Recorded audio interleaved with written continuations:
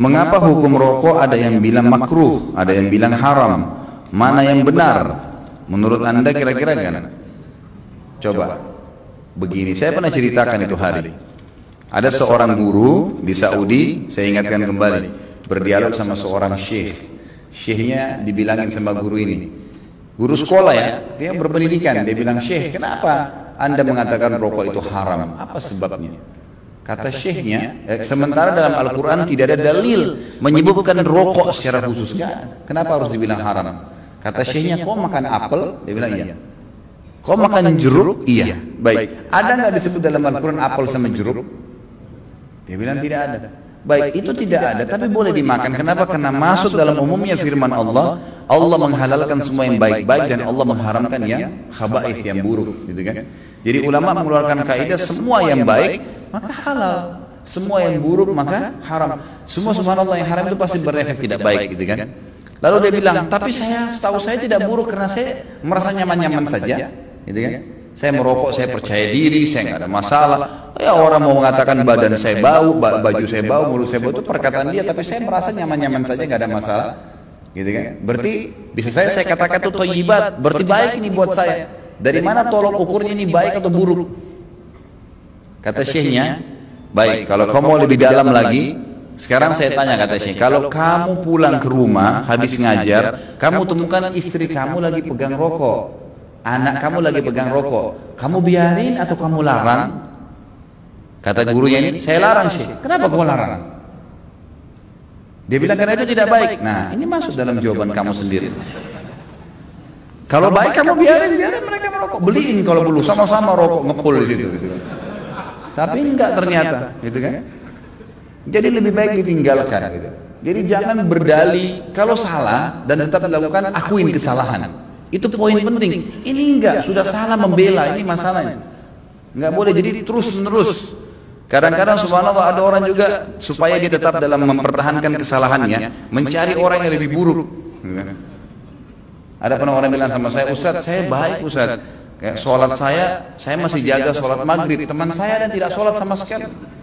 Jadi patokannya yang lebih buruk, supaya yang dia tinggalin 4 waktu sholat itu mending, nggak apa-apa gitu. Bukannya dilihat orang yang sholat lebih banyak, ini nggak boleh sebenarnya, gitu kan? Allahu a'lam. Jadi kalau kita lihat, kalau dikatakan memang kategori ulama di Indonesia, kalau di Timur Tengah saya nggak pernah temukan ada ulama menghalalkan rokok. Di Indonesia ini karena kiai kita terlalu murah gelarnya, ayahnya kiai, anaknya jadi kiai, bisa ceramah berapa kali atau pulang haji jadi kiai juga. Ini luar biasa ini. Saya mohon maaf, bukan menyombongkan diri sama sekali. Saya subhanallah berapa kali ketemu dengan orang-orang kiai. Kiai ini, saya kalau ketemu, subhanallah seperti kalau antum ahli listrik misalnya, kemudian ada orang datang ngobrol masalah listrik, dia nggak ngerti. Misalnya ini listrik ini harus dipasang begini, jaringannya begini, terus dia bilang enggak harus begini, tapi dia salah jelas. Antum pastikan teorinya salah ini orang. Kita akan bilang kok ngawur ini orang ngomong. Subhanallah, di kalangan dakwah ceramah penceramah pun begitu. Saya heran dari mana gelar-gelar kiai bisa didapatin nih gitu. Baca ayatnya salah, hadisnya dikarang-karang, banyak sekali sudah kesalahan. Cerita dongengnya sudah tidak masuk di akal. Orang yang mati bisa hidup kembali lah, ini dari langit lah, ini macam-macam. Yang tidak masuk di akal, ini dari mana orang ini nih gitu. Ya, dari mana asal muasalnya bisa muncul gitu. Belum lagi yang sunnah Nabi SAW dilanggar, yang kukunya panjang, yang istri yang pakai jilbab, yang luar biasa.